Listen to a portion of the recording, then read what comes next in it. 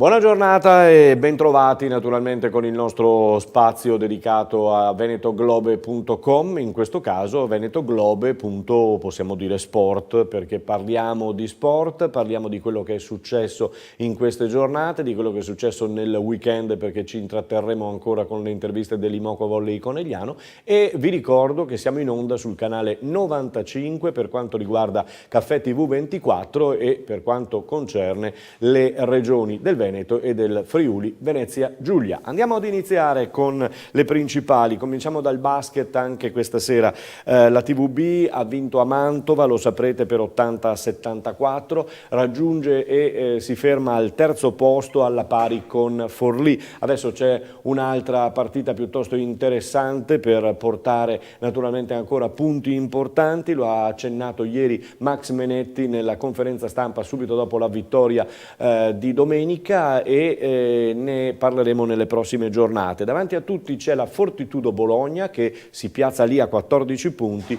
a seguirla solo Montegranaro a quota 12. E ora grande spazio, vi dicevo in apertura, alla splendida cavalcata e vittoria dell'Imoco Volley Conegliano sabato sera al Palaverde contro l'Igor Gorgonzola Novara nell'ambito della Supercoppa italiana. Allora continuiamo a proporvi le interviste che abbiamo realizzato a caldo, qualcuna anche a caldissimo, veramente appena terminata la gara. Oggi siamo andati a prendere Mochi De Gennaro, che stava rientrando con la sua medaglia, con la sua modestia negli spogliatoi, e l'abbiamo fermata e ci ha detto alcune cose molto interessanti e anche molto simpatiche. Sentiamo. Mochi, 2 set stellari, i primi due. Sì, i primi due abbiamo giocato veramente bene, soprattutto abbiamo un po' sopperito magari, non lo so, la difficoltà in Rice magari con l'attacco, e abbiamo lavorato molto bene in battuta, e Muro secondo me siamo state stratosferiche. Loro sono un po' cresciute nel terzo, noi un po' calate, e devo dire che questa squadra, nonostante abbia vinto 3-1 contro Novara, può giocare ancora meglio, e secondo me non ci siamo espresse al meglio, e quindi siamo tutte da scoprire, ecco. Dicevo il presidente Fabris che se questo è la pallavolo italiana, insomma, vista questa sera, un bel andare. Sì, secondo me c'è un gran livello, soprattutto perché siamo inizio stagione e le squadre sono ancora, diciamo, in rodaggio, no? E i meccanismi non sono bene... come si dice, non ci sono ancora dei meccanismi automatici, quindi il livello è veramente alto. Il tecnico, tra l'altro tuo marito, dice che sta già pensando alla prossima partita, quindi... Lui non si gode mai una vittoria e pensa sempre a... Io direi che stasera e domani ci godiamo sicuramente questa vittoria, e poi penseremo a Bergamo mercoledì, ecco. Nel quarto set vi siete guardate, cosa vi siete... Secondo me nel terzo set siamo calate tanto noi, loro hanno fatto, sì, sono cresciute sicuramente rispetto ai primi due, hanno trovato magari un po' più di equilibrio anche in seconda linea, però noi abbiamo commesso tanti errori, avevamo tanta fretta, e quindi ci siamo guardate e abbiamo detto, cioè, abbiamo fatto tutto noi vogliamo questa partita, ce l'abbiamo, lo possiamo fare, e questo è stato il risultato.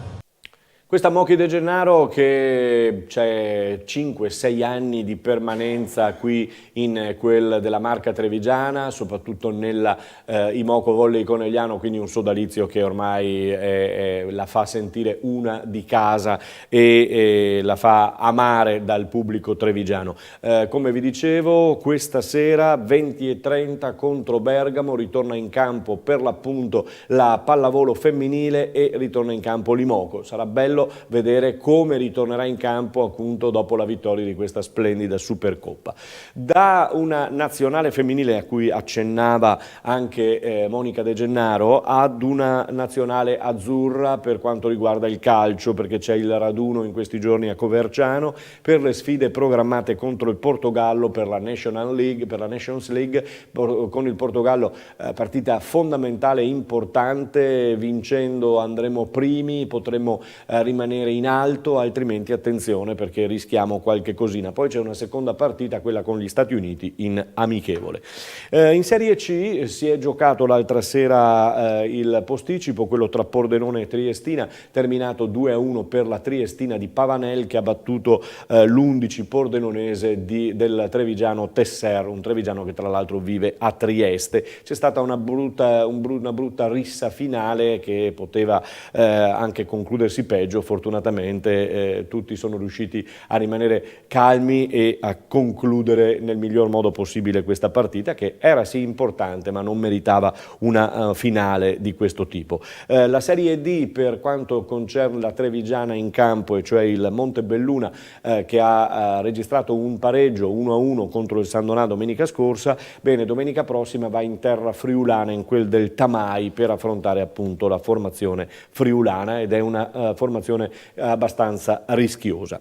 Per il calcio e per il campionato di eccellenza, che tra l'altro nel girone B giungerà all'11ª giornata domenica prossima, oggi c'è un turno, chiamiamolo infrasettimanale anche se non lo è relativo al campionato, è un turno che vede 5 squadre trevigiane della categoria eccellenza che andranno in campo oggi, 3 per i quarti di coppa, 2 per il recupero di campionato, e sono Treviso Nervesa, che si gioca nel pomeriggio all'Omo Bonotenni di Treviso per l'appunto, Vittorio Veneto Mestre, che si giocherà in serata alle 20:30 sul sintetico di Colle Umberto, e poi Istrana Liventina, che si rigiocherà dopo l'errore arbitrale. Ve lo ricordo ancora una volta, l'arbitro aveva espulso per doppia ammonizione un giocatore dell'Istrana che però non era stato ammonito, e quindi errore ammesso dell'arbitro, partita che bisogna ripetere. La si gioca questa sera alle 20:30 ad Istrana, ed è partita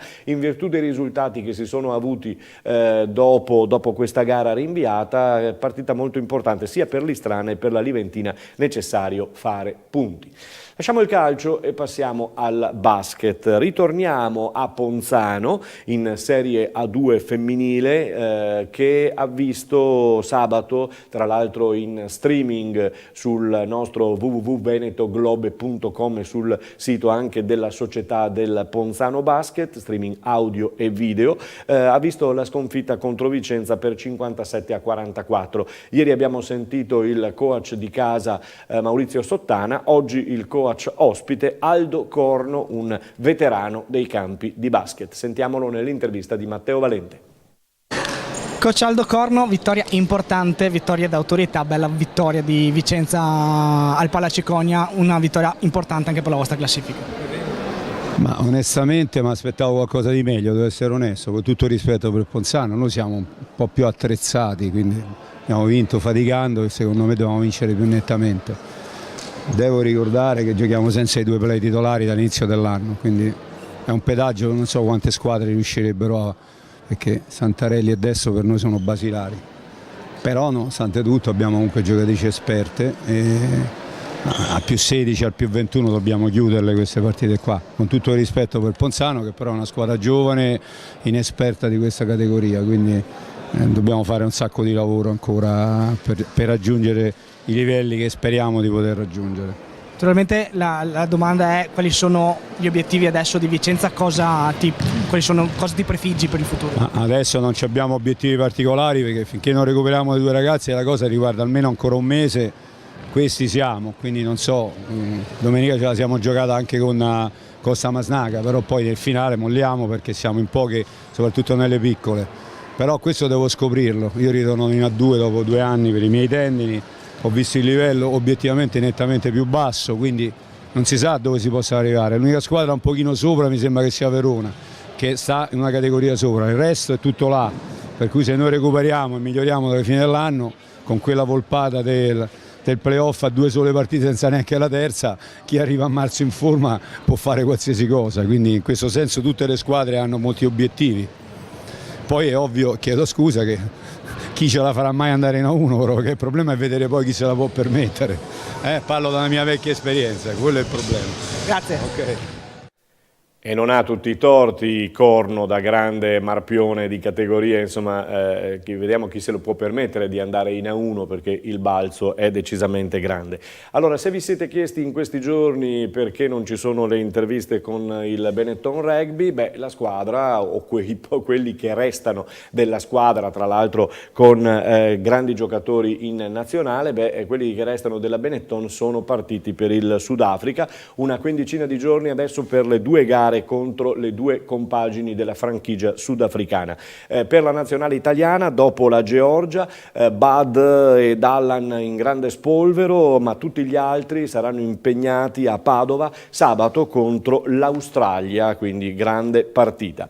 Concludiamo con la Corrin Rosa che ci aspetta sabato e domenica a San Vendemiano. Ci aspetta una manifestazione molto molto importante, si toccherà forse non completamente le 10.000 partecipanti, le 10.000 canotte rose alla via, però è una cosa importantissima perché si fa tutto per beneficenza. L'anno scorso è stato consegnato questo mammografo all'ospedale di Conegliano, ce ne parla, ma ci parla anche di altre interessanti cose il dottor Francesco Benazzi, direttore generale dell'ULSS.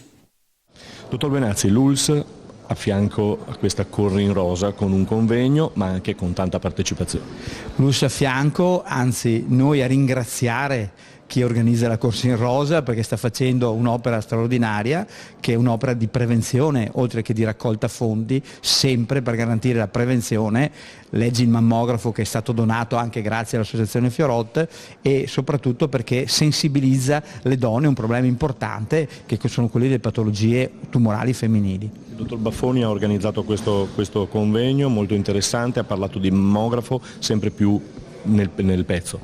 Sì, io credo che questo convegno importante che dobbiamo far capire oggi alle coppie, alle donne, che causa l'aumento dell'età perché la gente si sposa, si mette insieme più tardi e decide di fare figli più tardi, che ci sono altre possibilità che è la procreazione medico assistita. Stiamo organizzando un centro importante che è quello di Conegliano che sarà di riferimento e quindi è bene che le donne sappiano, le coppie sappiano che troveranno una risposta rispetto in questo centro. Finiamo con una battuta, le è andato il pettorale? Mi hanno dato il pettorale, purtroppo non posso correre perché è una corsa in rosa, però sicuramente ci sarò. Ci sarà sicuramente, il sindaco Dussina ha detto che con molta probabilità ci sarà anche il governatore Luca Zaia, quindi aspettiamo di vedere nuovamente piena la piazza e le vie di San Vendemiano. Ritorneremo su San Vendemiano e sulla Corrin Rosa anche domani. Per questa sera è tutto, Mirko Villanova in studio vi ringrazia per l'ascolto. Caffè TV 24, canale 95, ogni sera 19:40, in replica intorno alla mezzanotte e naturalmente sulla nostra web radio TV che è www.venetoglobe.com. Buona serata.